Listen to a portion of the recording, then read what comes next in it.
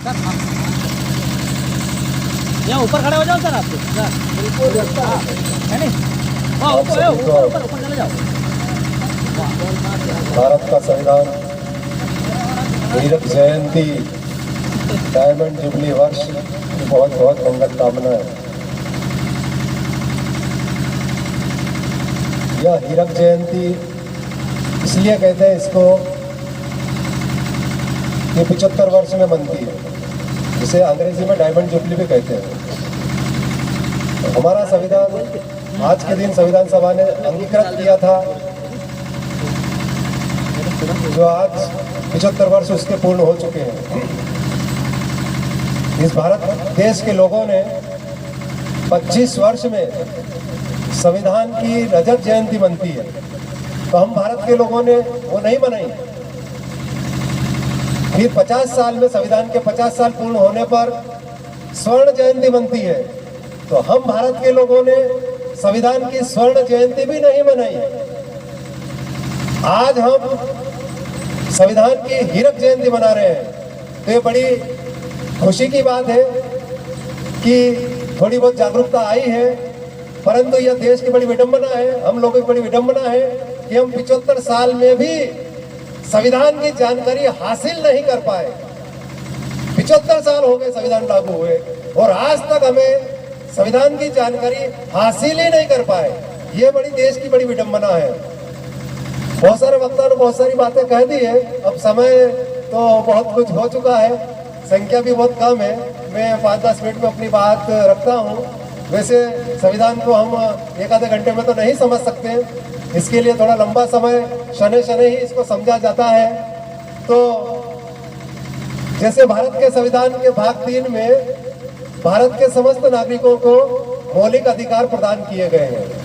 तो ये मौलिक अधिकार इसलिए दिए गए हैं कि भारत के प्रत्येक नागरिक का सर्वांगीण विकास हो।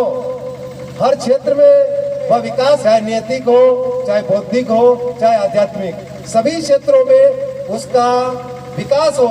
इसलिए भारत के संविधान में यह फंडामेंटल राइट्स आर्टिकल 12 से आर्टिकल 35 तक लिखे गए हैं। कुल 24 आर्टिकल है, तो आप लोगों को भी इनको पढ़ें, इनको समझें और अपने समाज को भी जागरूक करें। अब जैसे कि यह भारत के संविधान की यह उद्देशिका का बैनर लगा रखा है, एक तरफ मैंने भारत के नागरिकों के कर्तव्यों का बैनर भी लगा रखा है। तो मैं थोड़ी सी उद्देशिका के बारे में आपको थोड़ा सा नॉलेज दे दूं कि भारत का संविधान उद्देशिका, यह भारत देश संविधान से चल रहा है, उसका उद्देश्य क्या है, हमने 75 सालों में कितने उद्देश्य उसका प्राप्त किया है, ये जानकारी हमें होना चाहिए। तो पहली लाइन है इसकी, हम भारत के लोग यानी we the people of India, हम सब भारत के लोग है ना। तो क्या करते हैं भारत के लोग, भारत को एक संपूर्ण प्रभुत्व संपन्न अर्थात इस देश पे किसी बाहरी शक्ति का कोई नियंत्रण नहीं है। हमारा देश ही हमारा देश के लिए कानून बनाएगा। यह संपूर्ण प्रभुत्व संपन्न का अर्थ होता है। फिर अगला शब्द है समाजवादी। तो समाजवादी शब्द का अर्थ यह है कि इस देश में किसी के भी साथ अन्याय नहीं होना चाहिए, न धर्म के नाम पर, जाति के नाम पर, वंश, जन्मस्थान आदि के नाम पर किसी के साथ शोषण नहीं होना चाहिए। और इस देश का समस्त साधन संसाधन सभी लोगों में समान रूप से बंटना चाहिए। अगर इस देश में अगर 100 लोग निवास करते हैं और 100 फैक्ट्रियां हैं, तो एक एक फैक्ट्री सभी की होना चाहिए। ये भारत का संविधान का समाजवादी शब्द का अर्थ है। इसी प्रकार से इस देश की जितनी भी जमीन है समान बंटवारा होना चाहिए। इस देश का जितना भी धन है सभी लोगों में समान रूप से बंटना चाहिए। ये समाजवादी शब्द का अर्थ है। अगला है धर्मनिरपेक्ष। धर्मनिरपेक्ष को अंग्रेजी में सेक्युलर भी बोलते हैं। तो धर्मनिरपेक्ष का अर्थ यह है कि यहाँ की जो भी स्टेट यानी सरकारें, चाहे भारत सरकार हो चाहे राज्य सरकारें हैं, उनका कोई धर्म नहीं होगा। वो धर्मनिरपेक्ष आचरण और व्यवहार करेगी हर नागरिक के साथ, और इसके साथ संवैधानिक पदों पर बैठा हुआ व्यक्ति भी भारत के नागरिकों के साथ धर्मनिरपेक्ष आचरण और व्यवहार करेगा, ये उसकी ड्यूटी है। तो धर्मनिरपेक्षता का मतलब है कि सरकार किसी भी धर्म को प्रमोट नहीं करेगी, बढ़ावा नहीं देगी। सरकार की नजर में सभी धर्म समान है, सभी धर्म इक्वल है।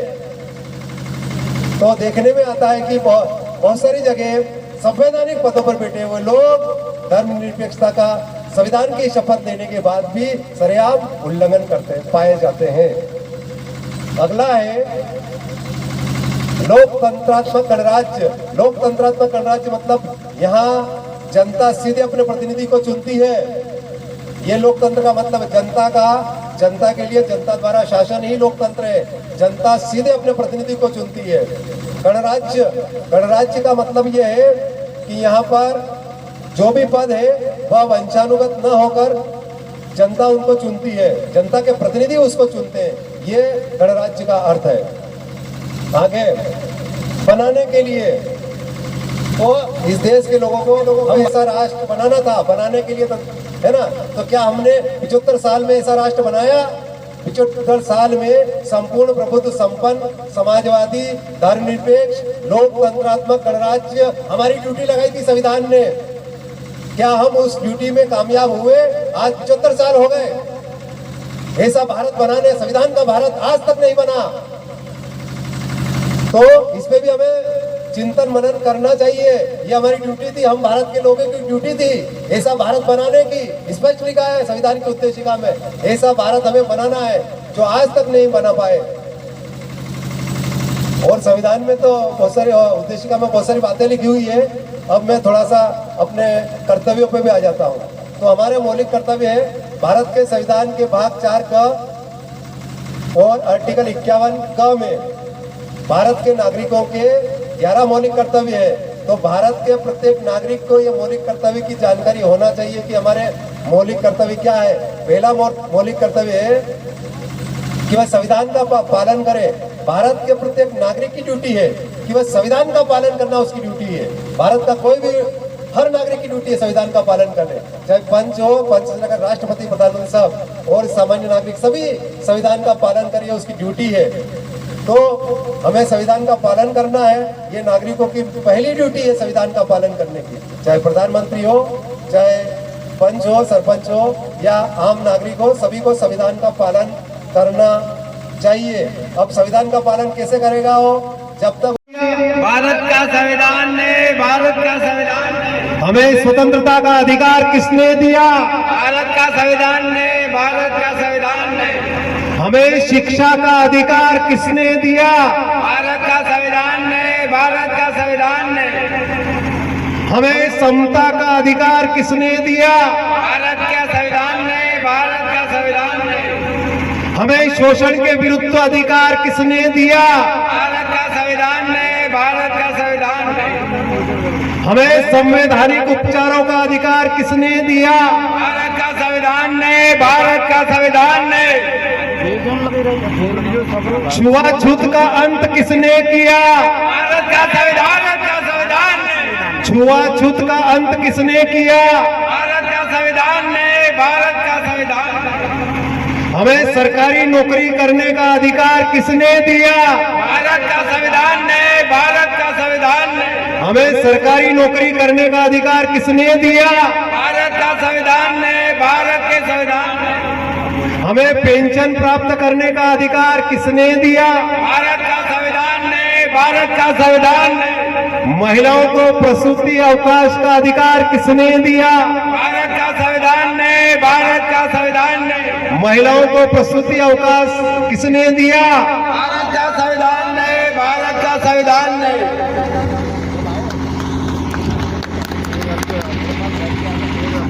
हमें विधायक सांसद बनने का अधिकार किसने दिया? भारत का संविधान ने